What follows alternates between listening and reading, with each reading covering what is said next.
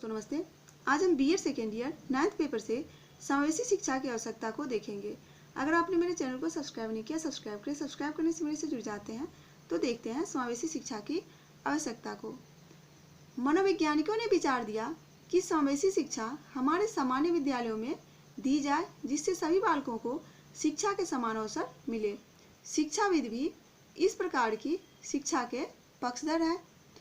समावेशी शिक्षा की आवश्यकता को हम दो भागों में बांट के देख सकते हैं, सामान्य आवश्यकता और विशिष्ट आवश्यकता।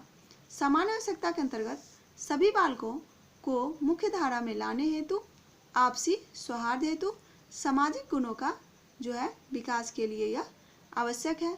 सभी बालकों को मुख्य धारा में लाने हेतु समावेशी शिक्षा प्रत्येक बालक को मुख्य धारा में लाने हेतु आवश्यक है। सभी बालकों को आगे बढ़ने के लिए समान अवसर दिए जाएं।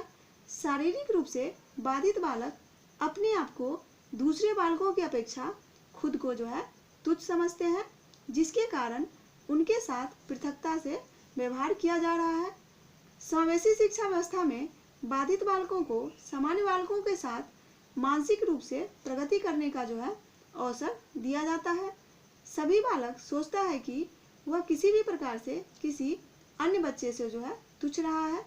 इस प्रकार समावेशी शिक्षा से बालक को मुख्य धारा में लाने का प्रयत्न किया जाता है। आपसी सौहार्द हेतु सभी प्राणियों को एक दूसरे की आवश्यकता पड़ती है। सभी बच्चों में किसी भी प्रकार का विभेद नहीं हो। शिक्षक भी सभी बालकों से तत्परता के साथ समान व्यवहार करने की आवश्यकता है। इससे समावेशी शिक्षा में आपसी सौहार्द बढ़ेगा। सामाजिक गुणों का विकास के लिए शारीरिक रूप से बाधित बालक जब सामान्य बालकों के साथ शिक्षा पाते हैं तो बाधित बालक अधिक संख्या में सामान्य बालकों का संग पाते हैं। इससे उनमें एकीकरण होता है, जिसके कारण वे भी सामाजिक गुणों को अन्य बालकों के साथ ग्रहण करते हैं। उनमें सामाजिक नैतिक गुण, प्रेम, सहानुभूति, आपसी सहयोग आदि गुणों का विकास होता है। अब हम देखेंगे समावेशी शिक्षा की विशिष्ट आवश्यकता को। इसके अंतर्गत सामान्य मानसिक विकास के लिए, सामाजिक एकीकरण हेतु, मितव्ययी या कम खर्चीली होना, भावनात्मक समायोजन के लिए, शैक्षिक एकीकरण, समानता के सिद्धांत के लिए यह आवश्यक है। सामान्य मानसिक विकास के लिए समावेशी शिक्षा व्यवस्था में बाधित बालकों को सामान्य बालकों के साथ मानसिक रूप से प्रगति करने का अवसर दिया जाता है। प्रत्येक बालक सोचता है कि वह किसी भी प्रकार से किसी अन्य बच्चे से तुच्छ रहा है। इस तरह से समावेशी शिक्षा पद्धति बालकों की सामान्य मानसिक प्रगति को विकसित करती है। सामाजिक एकीकरण हेतु बाधित बालकों में कुछ सामाजिक गुण बहुत संगत होते हैं। जब वे सामान्य बालकों के साथ शिक्षा पाते हैं तो बाधित बालकों संग सामान्य बालकों के साथ होता है। इस एकीकरण के कारण वे भी सामाजिक गुणों को अन्य बालकों के साथ ग्रहण करते हैं। बाधित बालकों में भी प्रेम, सहानुभूति, आपसी सहयोग, नैतिक गुण आदि सामाजिक भावना जागृत होती है। उनमें शिक्षण और सामाजिक स्पर्धा की भावना भी विकसित होती है। मितव्ययी या कम खर्चीली होना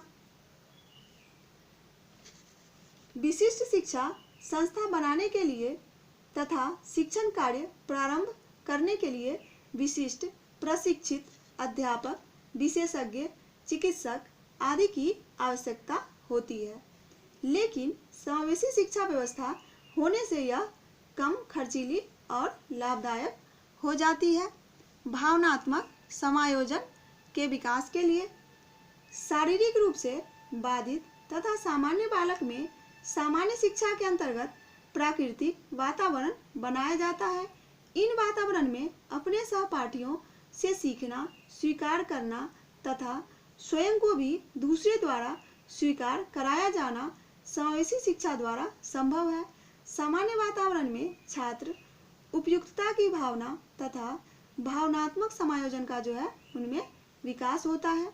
शैक्षिक एकीकरण, लचीली वातावरण तथा आधुनिक पाठ्यक्रम के साथ समावेशी शिक्षा शैक्षिक एकीकरण जो है लाती है।